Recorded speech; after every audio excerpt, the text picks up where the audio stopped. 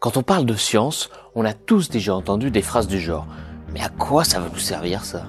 Ou encore « Mais pourquoi on dépense un fric monstre là-dedans, on aurait tellement d'autres choses à faire avec ?» Et il vous est peut-être même déjà arrivé de les prononcer vous-même. Alors même si c'est vrai, il n'est toujours pas évident de comprendre en quoi la construction d'un accélérateur de particules à plusieurs milliards d'euros, l'invention de nombres imaginaires mathématiques qui n'existent même pas, ou encore la création de ciseaux génétiques CRISPR-Cas9 peuvent bien apporter à l'humanité, si ce n'est le simple fait de savoir que cela existe. Et pourtant, les retombées de ces découvertes de prime abord extrêmement compliquées et fortement inutiles, sont partout. Elles sauvent des vies tous les jours, nous permettent de nous diriger ou simplement rendent possible le fait que vous puissiez écouter ce podcast en ce moment sur votre téléphone. Alors c'est parti, tentons ensemble de comprendre à quoi ça sert. Bonjour à tous et bienvenue pour ce nouvel épisode de Mais à quoi ça sert ? L'émission où vous commencez à comprendre le principe. Nous allons essayer de vous décrire quelle est l'utilité, quelles sont les applications des grandes théories scientifiques et pourquoi c'est intéressant et important de les étudier justement. Et alors aujourd'hui, nous allons faire un épisode un peu en lien avec l'actualité car, vous le savez peut-être, ont été annoncés il y a quelques jours les prix Nobel de physique de cette année que sont donc Syuhiko Manabe, Klaus Hasselmann et Giorgio Parisi.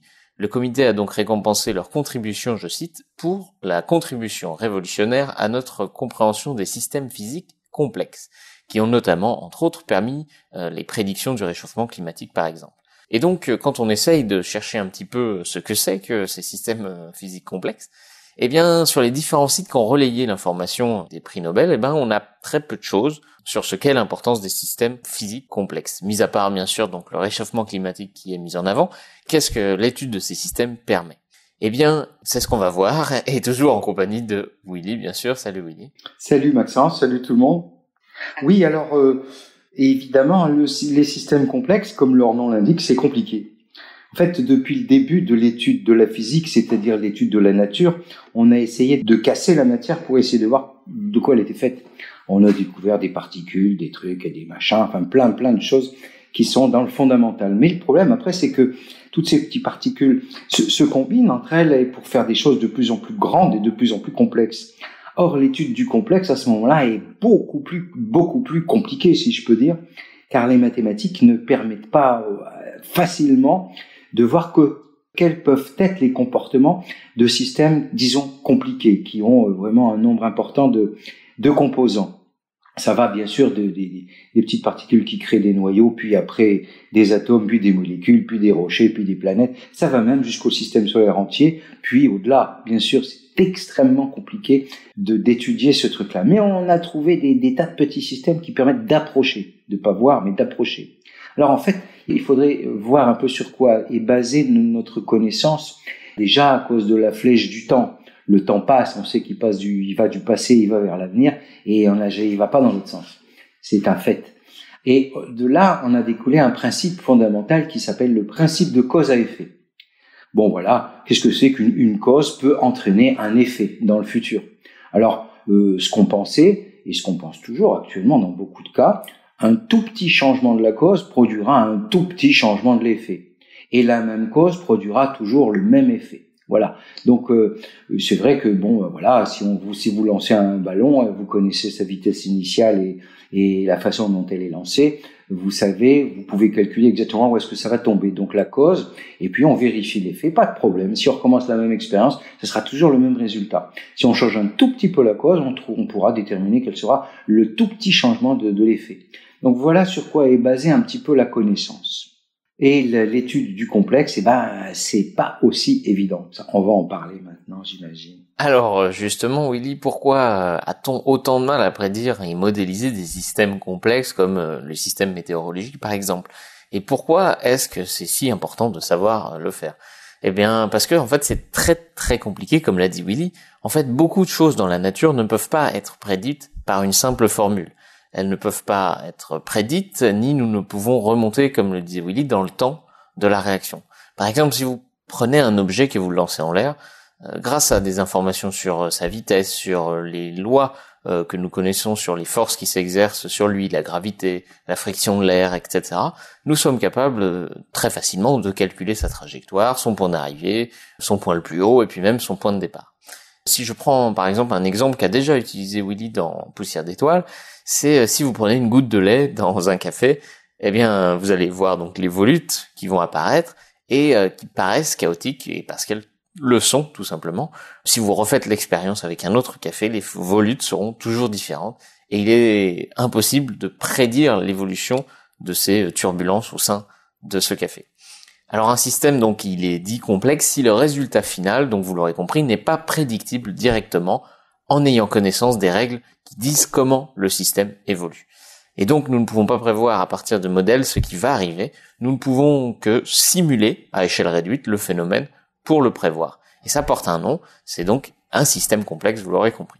Sauf que le problème, c'est que les systèmes complexes, il y en a partout, dans la nature, dans l'atmosphère pour prévoir la météo, dans l'espace, dans les orbites des planètes qui oscillent perpétuellement, ou même dans l'économie, où chaque action individuelle détermine les tendances de marché, de la bourse, et puis enfin les turbulences auxquelles sont soumis donc les avions, tout engin soumis à des frictions de l'air, on va dire, des turbulences dans l'air.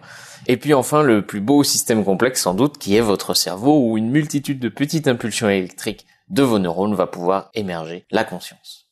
En fait, c'est extrêmement sournois et stupéfiant. Il y avait alors, je sais plus qui c'était, je crois que c'est Einstein, qui disait que la prédiction est un art extrêmement difficile, surtout en ce qui concerne l'avenir. Et c'est vrai que, voilà, là, on arrive à des systèmes où un tout petit changement de la cause de départ peut changer complètement et rendre imprévisible la réaction du système. Alors, vous avez tous, on en a parlé tout à l'heure, Maxence vous en a parlé par rapport à la turbulence qui existe dans un café quand vous mettez une goutte de lait que vous touillez, et bon, ça fait des tourbillons, c'est absolument pas prévisible. C'est exactement pareil au niveau de la météorologie.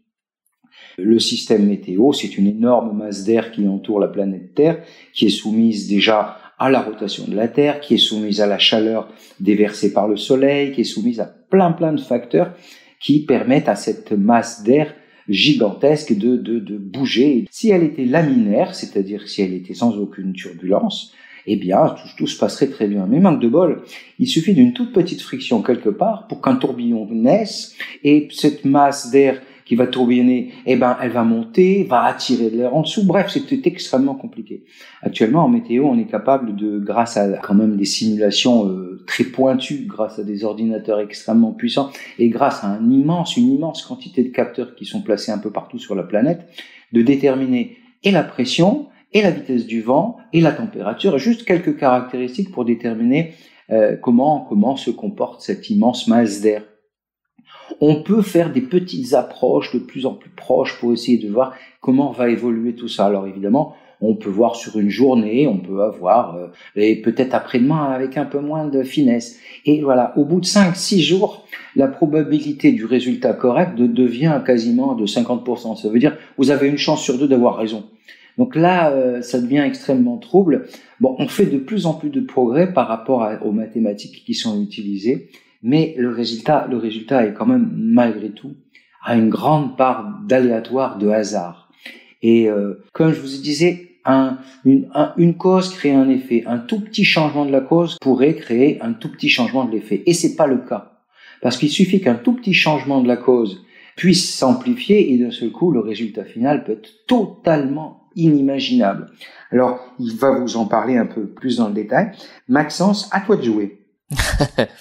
Alors justement, la découverte de ces systèmes chaotiques ne date pas d'hier.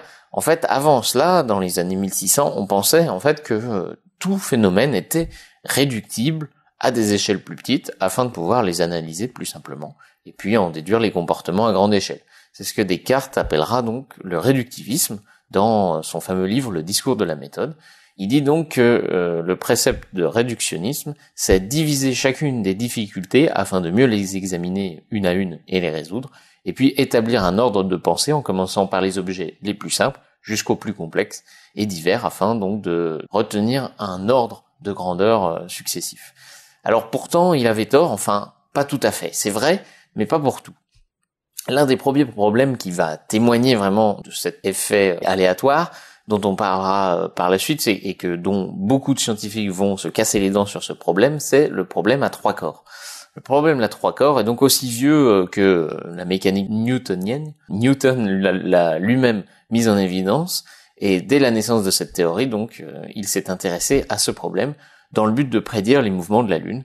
Le problème à 3 corps, c'est, Willy va peut-être nous en parler un peu, mais c'est tout simplement, voilà, au-delà de 3 corps mis en équation, on arrive à des situations chaotiques imprévisibles. Alors, ça a permis donc de poser les bases de la théorie des systèmes complexes. En fait, on entend souvent parler de la théorie du chaos. Ce sont des systèmes complexes définis selon les cas, selon les auteurs, par leur structure, par l'existence d'interactions non linéaires. Alors, qu'est-ce que ça veut dire? Ça veut tout simplement dire que, comme l'a dit Willy, dans le principe de cause à effet, les causes vont produire des effets qui vont eux-mêmes influencer les causes, etc. D'où l'impossibilité de prévoir ce qui va se produire.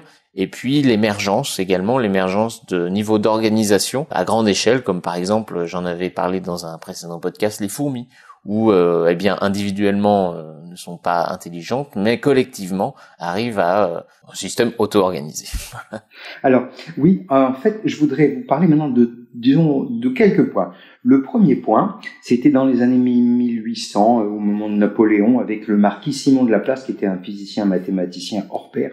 Lui, il estimait que tout était déterministe, c'est-à-dire si je savais à un instant tout ce qui se passait, toutes les caractéristiques d'un événement, à n'importe quel instant, je pourrais en déduire le futur. Et là, d'un seul coup, il pouvait déterminer absolument tout dans l'univers ce qui pourrait se passer. Donc on était dans un déterminisme pur, c'est-à-dire qu'une cause entraînait exactement un effet absolument prévisible. Et là, ça n'a pas marché complètement. Parce que déjà, comme disait Maxence, Newton s'est branché sur le problème de 2 corps, c'est-à-dire 2 corps qui s'attirent, une planète et un soleil, enfin bref. Et la mise en équation de ce problème-là était parfaitement résolvable. Et donc on a été très bien avec 2 corps, on pouvait absolument tout déterminer de ce qui se passerait pour ces 2 corps suivant leurs caractéristiques. Il a essayé d'en introduire un 3e, et là c'était la catastrophe, absolument rien ne marchait, aucune mathématique ne fonctionnait. Et depuis le temps, bien sûr, il y a eu beaucoup de progrès là-dessus, mais toujours pas franc. C'est-à-dire on pouvait toujours déterminer avec des approximations de plus en plus fines, mais sans aller jusqu'au bout. Ce déterminisme qui d'un seul coup tombait à l'eau, on ne pouvait pas déterminer le futur. Ça nous donnait quand même un petit coup au moral, parce que si tout était prévisible, le libre arbitre, il n'y en a plus. Ça veut dire que tout est prévu, donc n'en parlons plus, on fait ce qui est écrit, entre guillemets. Mais bon, d'un seul coup, le non-déterminisme, disons, qui en découle, permettait de retrouver une certaine liberté. Voilà, ça c'est un peu au niveau philosophique. Alors pour en revenir un petit peu à ces équations non linéaires, c'était bizarre ça, on va pas rentrer dans les détails bien sûr, mais prenons un exemple simple. Sur une île, vous installez une paire disons un couple de lapins, et voilà, y a de la bouffe, tout va bien, la vie est belle. Bon, le couple de lapins va enfanter, il va y avoir d'autres lapins, disons, etc. Tous les ans, il va y avoir une quantité de lapins, etc., qui va doubler, puis etc.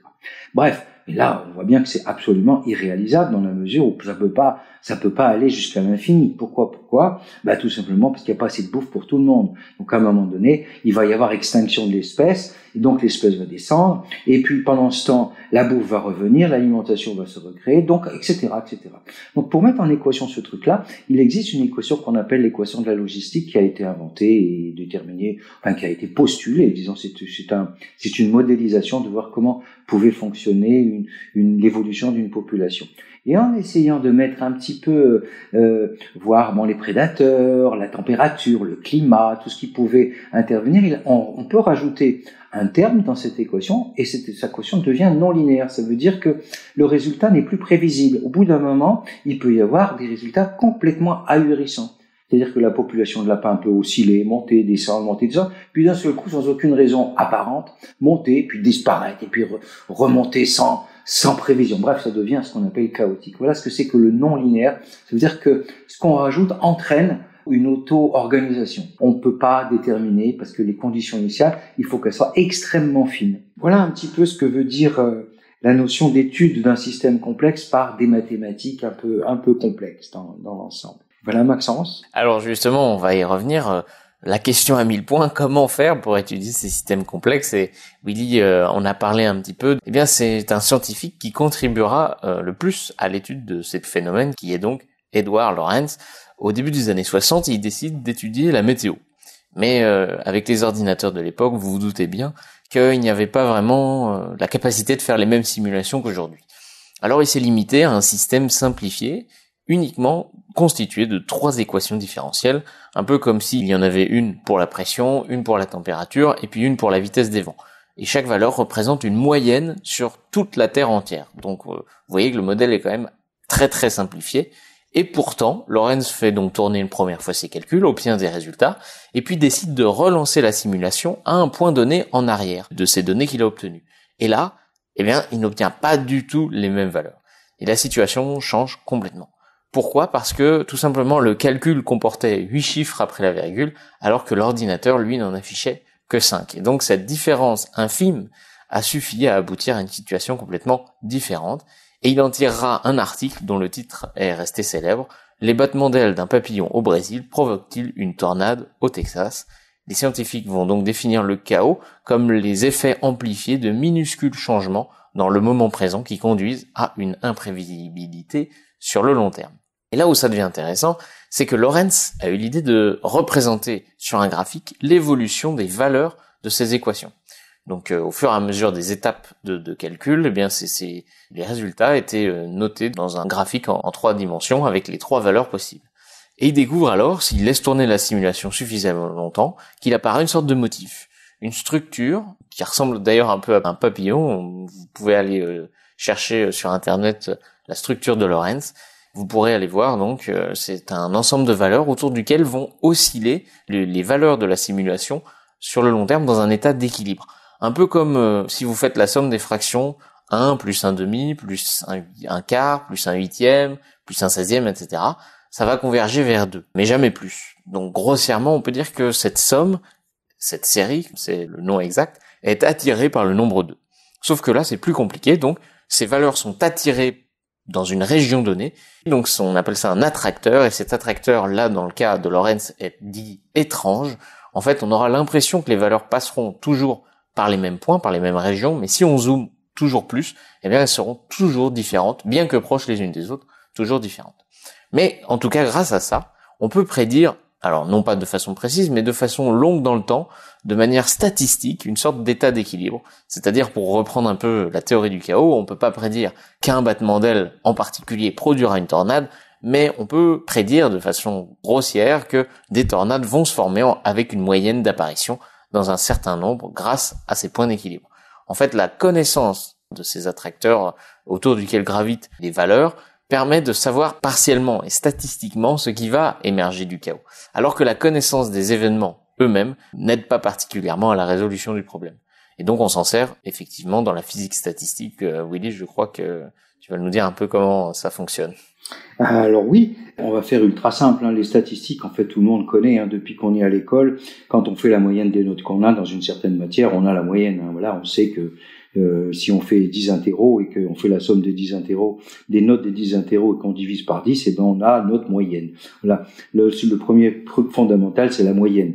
Après, il y a d'autres éléments dans la statistique qui permettent d'affiner un petit peu une étude sur un très grand nombre de valeurs, par exemple, que ce soit des notes ou que ce soit des positions de particules dans l'espace ou que ce soit des quantités de matière d'air dans l'air, enfin bref.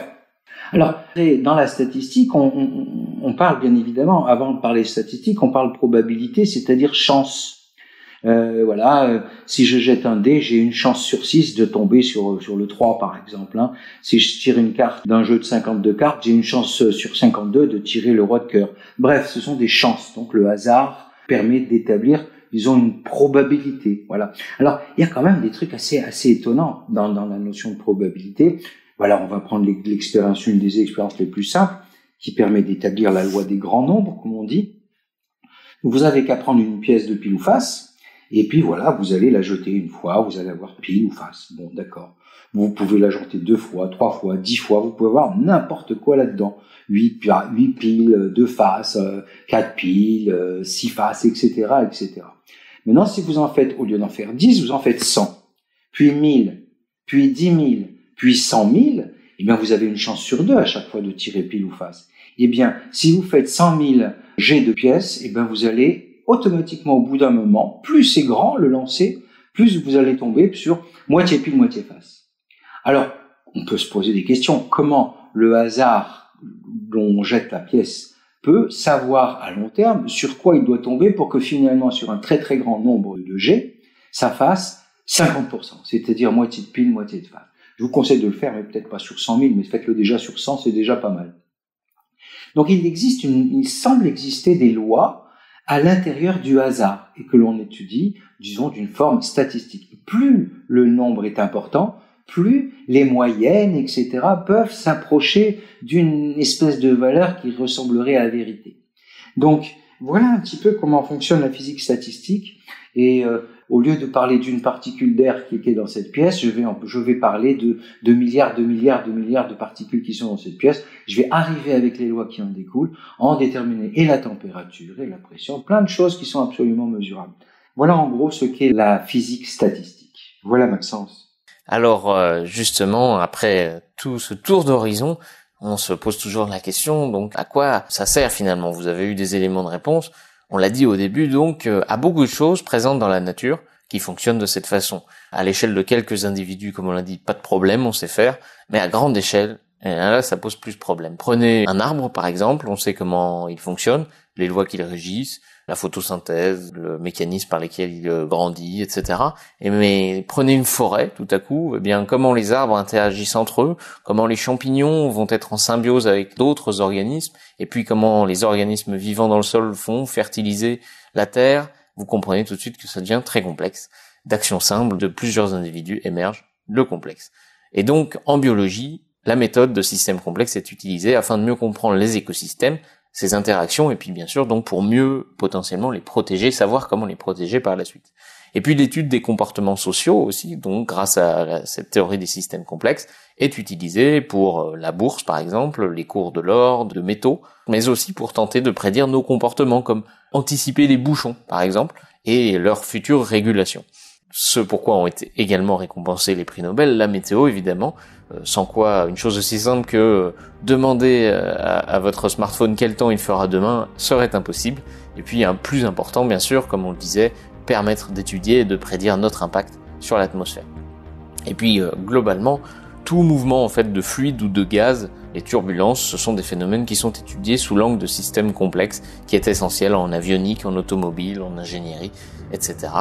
Et enfin, peut-être le plus important, comme je le disais au début, votre cerveau, qui est le plus beau des systèmes complexes, dans lequel les interactions électriques simples de milliards de neurones produisent des choses aussi incroyables que l'amour, la joie, la pensée. Voilà un peu un tour d'horizon et sans doute bien d'autres que j'oublie, que j'ignore peut-être, de l'impact des systèmes complexes, de la façon dont nous étudions finalement les comportements sociaux, biologiques et naturels, à grande échelle. Voilà, on a fait le tour. Je voudrais juste rajouter une petite anecdote. C'est pas une anecdote, c'est un conseil de lecture. Je vous conseille de lire le cycle de fondation d'Isaac Asimov, où c'est assez bon, c'est un magnifique roman grandiose qui se passe sur 30 000 ans. Donc imaginez quand même le délire imaginatif de ce monsieur. Alors, il y a juste un petit détail, c'est qu'il y avait un mathématicien à ce moment-là qui a réussi à élaborer une théorie mathématique qu'il a appelée la psychohistoire, c'est-à-dire plus le nombre d'individus est important, c'est-à-dire des milliards, des dizaines de milliards d'individus, de connaître leur comportement permettait de déduire quel pouvait être l'avenir d'une société. Voilà, ça ressemble beaucoup aux études statistiques que l'on peut faire sur des gaz, sur des molécules de gaz qui circulent. Eh bien, ça y ressemble profondément et c'est assez proche d'une certaine réalité. Voilà, Maxence. Ah voilà, je crois que c'est sur cette note un peu plus rêveuse qu'on va terminer ce podcast. On espère en tout cas que ça vous a plu, que vous y voyez plus clair, que vous peut-être vous émerveillerez un peu plus devant les volutes de votre café au lait. On vous dit à très bientôt pour un prochain numéro de ce podcast dans un mois. Et en attendant, bien sûr, vous pouvez retrouver Willy dans Poussière d'étoiles où on continuera de vous narrer l'histoire de l'univers. À bientôt.